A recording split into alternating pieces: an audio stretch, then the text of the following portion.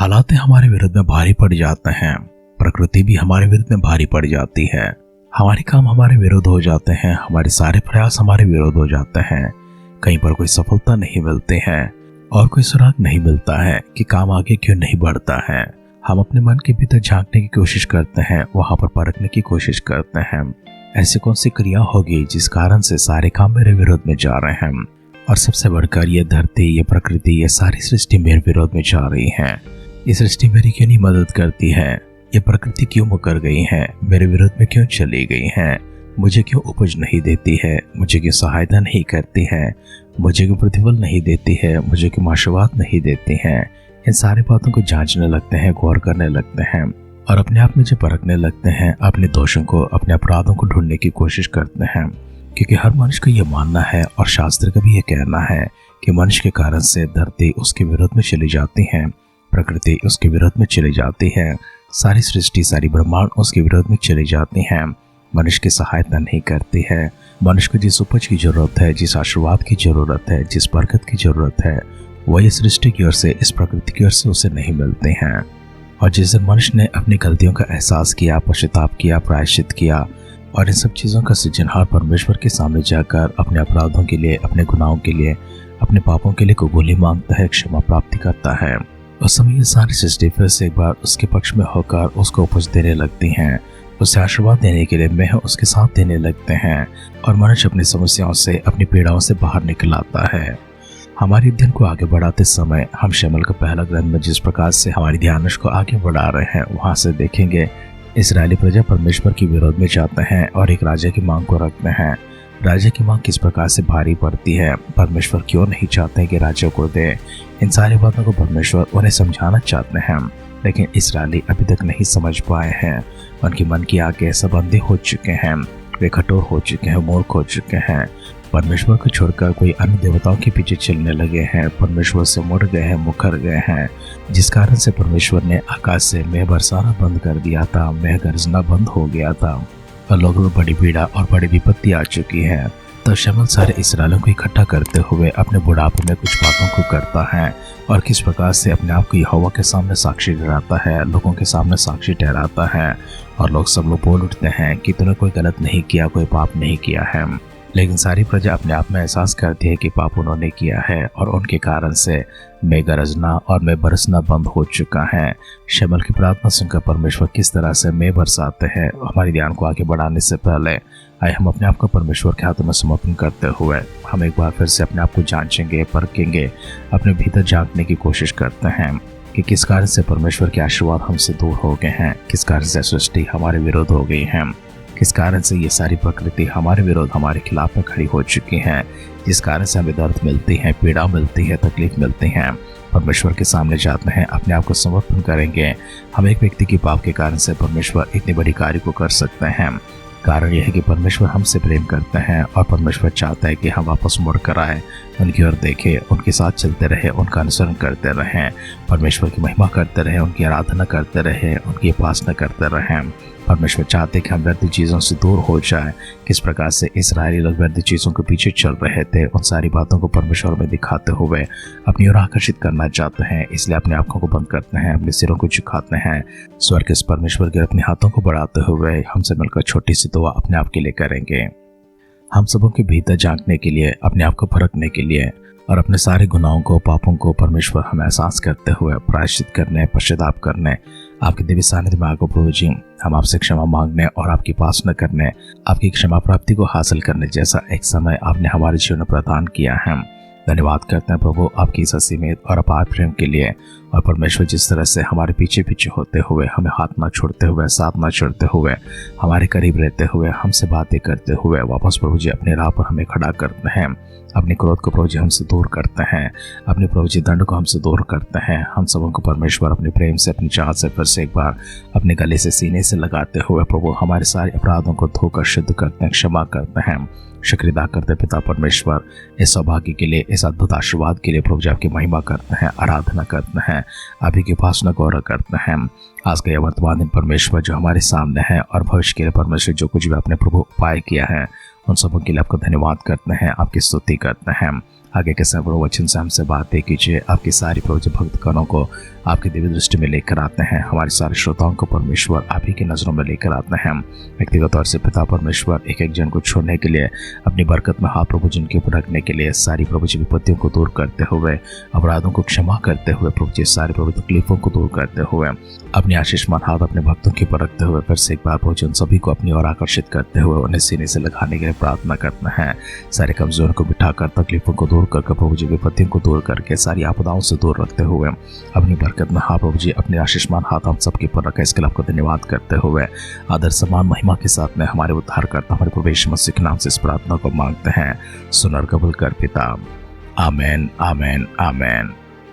आध्यात्मिक जीवन की दैनिक खुराक सुन रहे हमारे सारे प्रिय श्रोताओं को, परमेश्वर के प्रिय भक्तगणों को प्रभु यीशु मसीह के नाम में प्यार भरा जय मसीह की सुप्रभातम और शुभोदय कहते हुए हम सबका मनपसंद ध्यान केंद्र आध्यात्मिक जीवन की दैनिक खुराक में और इस नए दिन में आप सबका स्वागत करते हैं।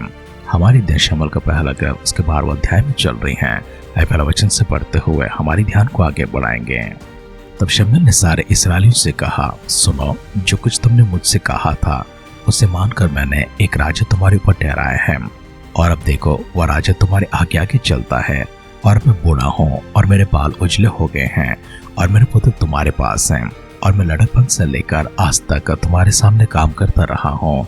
मैं उपस्थित हूँ, इसलिए तुम यहोवा के सामने और उसके अभिषेक के सामने मुझ पर साक्षी दो कि मैंने किसका बैल ले लिया और किसका गधा ले लिया, वह किस पर अंधेर किया, वह किसको पीसा, वह किसके हाथ से अपनी आंखें बंद करने के लिए घूस लिया। बताओ और मैं वो तुमको फेर दूंगा। वे बोले, तूने ना तो हम पर अंधेर किया और ना हमें पीसा और न किसी के हाथ से कुछ लिया है। उसने उनसे कहा, आज के दिन यहोवा तुम्हारा साक्षी और उसका अभिषेक इस बात का साक्षी है कि मेरे यहाँ कुछ नहीं निकला। वे बोले, हाँ वो साक्षी है। फिर शमूएल लोगों से कहने लगा, जो मूसा और हारून को ठहराकर तुम्हारे पूर्वजों को मिस्र देश से निकाल लाया है वो यहोवा ही है। इसलिए अब तुम खड़े रहो और मैं यहोवा के सामने उसके सब धर्म के कामों के विषय में जिन्हें उसने तुम्हारे साथ और तुम्हारे पूर्वजों के साथ किया है तुम्हारे साथ विचार करूंगा। याकूब मिस्र में गया और तुम्हारे पूर्वजों ने यहोवा की दुहाई दी। तब यहोवा ने मूसा और हारून को भेजा और उन्होंने तुम्हारे पूर्वजों को मिस्र से निकाला और इस स्थान में बसाया।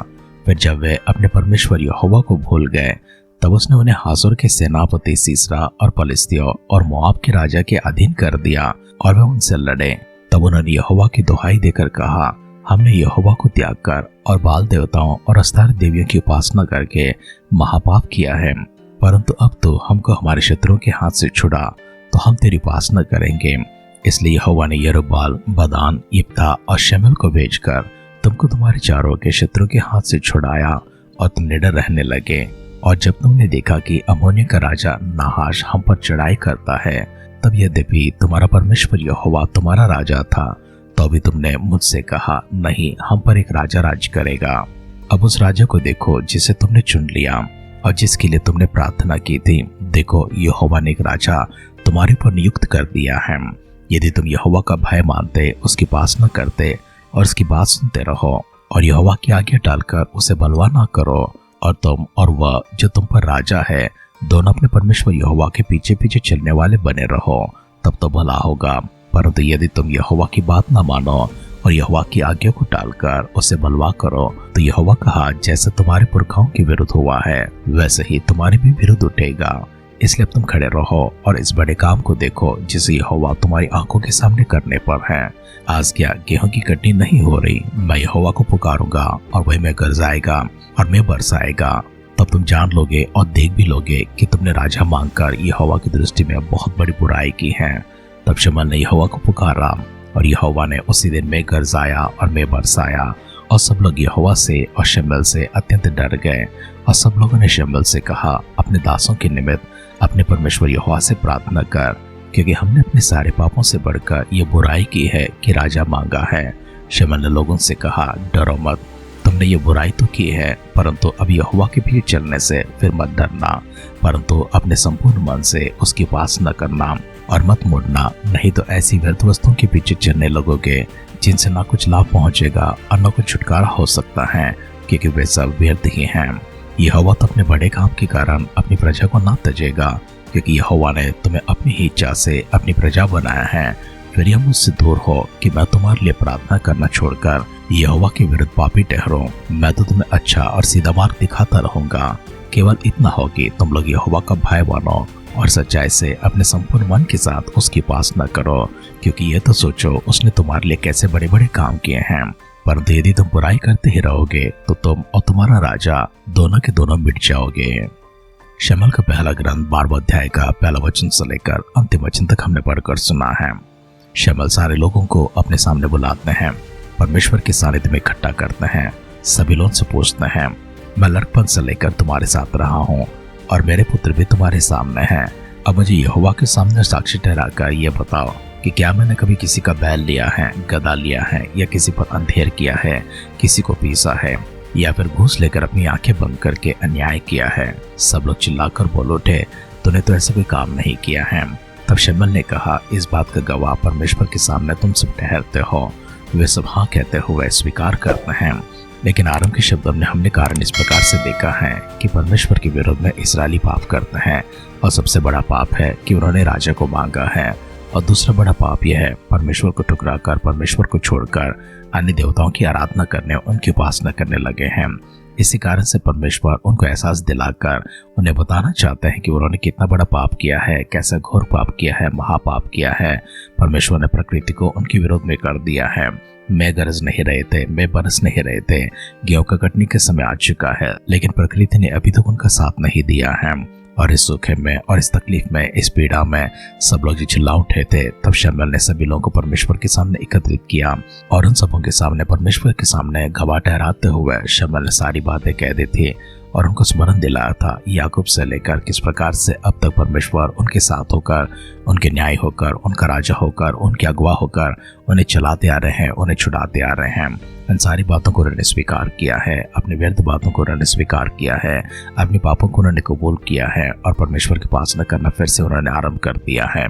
शमूएल ने अपने अंतिम शब्द में उनसे कहा, अगर तुम परमेश्वर को छोड़कर व्यर्थ देवताओं के पीछे चलोगे, वो ना तो तुम्हारा कोई काम करेंगे और ना ही तुम्हें छुड़ाएंगे। इसलिए संपूर्ण मन के साथ में परमेश्वर का अनुसरण करते रहना, उनकी उपासना करते रहना, उनकी आराधना करते रहना। ऐसा करोगे तुम और तुम्हारे राजा दोनों ही भलाई को प्राप्त करेंगे। इसके विरोध में जाओगे तुम और तुम्हारे राजा दोनों ही मिट जाओगे। वचन सुन रहे प्रियजनों, परमेश्वर के विरोध में जाने का, परमेश्वर के विरोध में बलवा करने का, परमेश्वर के विरोध में पाप करने का और परमेश्वर को टकराने का परिणाम क्या होता है, कितने घातक हो सकते हैं। हमने इन सारी बातों को हमारे ध्यान में गौर किया है। परमेश्वर आपसे और मुझसे अपनी वाचों किस तरह से बांधते हुए, परमेश्वर हमारा साथ नहीं छोड़ते हैं, हाथ नहीं छोड़ते हैं, परंतु हम उनका हाथ छोड़ देते हैं, साथ छोड़ देते हैं, वाचों को तोड़ देते हैं। हम अपनी मन की इच्छा के अनुसार चलने लगते हैं। इसके आगे कभी ऐसा ना हो और परमेश्वर का हाथ हमसे कभी दूर ना हो। इसलिए अपने आप को परमेश्वर के हाथ में समर्पण करते हुए हमारे सारे पापों को, अधर्मों को और गलतियों को परमेश्वर के सामने कबूल करते हुए, वापस उनकी ओर बढ़ते हुए, अपने संपूर्ण जीवन के हाथ में समर्पण करते हुए, क्षमा प्राप्ति को पाते हुए हम आगे बढ़ने के लिए, आशीषों को प्राप्त करने के लिए सिरों को झुकाते हैं, आंखों को बंद करते हैं, छोटी सी दुआ करेंगे। सर्वशक्तिमान पिता परमेश्वर, फिर से एक बार हमारे साथ बातें करने के लिए, हमें एहसास दिलाने के लिए कि हम कितने गलत थे, आपसे कितने दूर हो गए थे, कैसे प्रभु हमने आपके मन को ठेस पहुंचाए हैं। इन सारी बातों का प्रभु प्रायश्चित करते हैं, एहसास करते हैं, पश्चाताप करते हैं और आपके सानिध्य में प्रभु फिर से एक बार क्षमा प्राप्ति के लिए प्रभु अपने सिरों को झुकाते हैं। दयालु कृपाल पिता परमेश्वर, फिर से एक बार अपनी अनुग्रह दृष्टि हम पर लेकर आइए। अपने प्रेम प्रभु जी हमारे पर प्रकट कीजिए। हमें क्षमा करके प्रभु जी नए जीवन की ओर, नई दिशा के चलाने के लिए प्रार्थना करते हैं। प्रभु यीशु मसीह के बादलों के आगमन का विलंब होती है। कल सुबह फिर से एक बार नए जीवन के ऊपर चलते हुए, नई दिशा में प्रभु खड़े होते हुए अपने आप को स्वर्ग का वारिस बनता हो प्रभु जी आपके राज्य में देखने पाए। हमारी इस प्रार्थना को परमेश्वर आपने सुना है, हमें प्रभु जी फिर से एक बार क्षमा किया है और प्रभु जी धन्य मनुष्यों की गिनती में ठहराते हुए कल सुबह प्रभु जी मिलने का सौभाग्य आपने हमें देश के लिए आपको धन्यवाद करते हैं, स्तुति करते हैं, प्रशंसा और आराधना करते हैं। अगर हमारे मिलने से पहले प्रभु यीशु मसीह के बादलों की आगमन संभव होगी तो हम स्वर्गलोक में परमेश्वर हम सब लोग एक दूसरे को देखने के लिए, हमें सौभाग्य देने के लिए प्रार्थना करते हैं। हमारी सारी प्रार्थना प्रभु जी आपने सुनकर दे उत्तर के लिए धन्यवाद करते हुए हमारे उद्धारकर्ता हमारे प्रभु यीशु मसीह के नाम से इस प्रार्थना को मांगते हैं। सुन और कबूल कर पिता। आमेन, आमेन, आमेन। आपसे मुकर्रर हो गए सारे जन आपके पक्ष में फिर से आ जाएं। आपसे जितने लोग दूर हो गए हैं उतने आपके करीब हो जाएं। प्रकृति अगर आपसे मुकर गई हैं, आपसे नाराज हैं और आपका साथ नहीं देती हैं, आपको पुश नहीं देते हैं, कोई प्रकार की सहायता, कोई प्रकार का धन, कोई प्रकार के आशीर्वाद, कोई प्रकार की बरकत, कोई प्रकार के अनाज, कोई प्रकार के आहार आपके पास अगर नहीं आते हैं, अब से लेकर वे सब परमेश्वर की आज्ञा को मानकर आपके घर पहुंच जाएं और आप इन सारी बरकतों से तृप्त होकर परमेश्वर की महिमा करते हुए उनकी उपासना करने वाले भक्त बने। हमारी इस दुआर कामना के साथ आज की ध्यान के पर समाप्त करते हैं। आप सुनते रहिए, सुनाते रहिए आध्यात्मिक जीवन की दैनिक खुराक। कल फिर मिलेंगे। अपना ख्याल रखिए, अपनों का ख्याल रखिए, दूसरों का भी ख्याल रखिए। God bless you.